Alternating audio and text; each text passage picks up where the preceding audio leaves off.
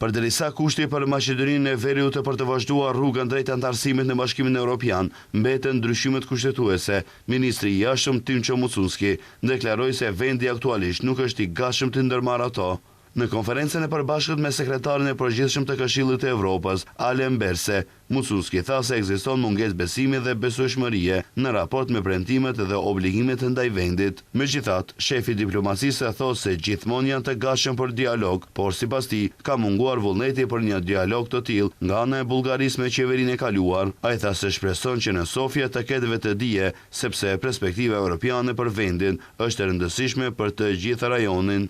Edhe nëse nuk ka një vetdije të tillë dhe nëse një vetdije e tillë nuk zhvillohet, kjo nuk do të thotë se po mendojmë për ndonjë alternativë, por do të vazhdojmë në rrugën e reformave, do të vazhdojmë në rrugën e pajtoeshmërisë me politikën e përbashkët të jashtëm dhe të sigurisë, dhe do të vazhdojmë të ndajmë ato vlera europiane në të cilat besojnë shumica dërmuese qytetarëve tanë, por nëse pyetja është nëse jemi të gatshëm për ndryshime kushtetuese në këtë kontekst dhe në këtë situatë, ne nuk jemi të gatshëm dhe le të mos ketë dilema rreth kësaj çështjeje. Ndërkaq, Alen Berse theksoi se roli i Këshillit të Evropës nuk përfundon vetëm me miratimin e vendimeve, por vazhdon edhe me zbatimin e tyre në praktik. Ai paralajmëroi se komuniteti i ministrave do ta shqyrtojë këtë çështje me qëllim që vendimet e Gjykatës Evropiane për të drejtat e njerëzit të zbatohen plotësisht.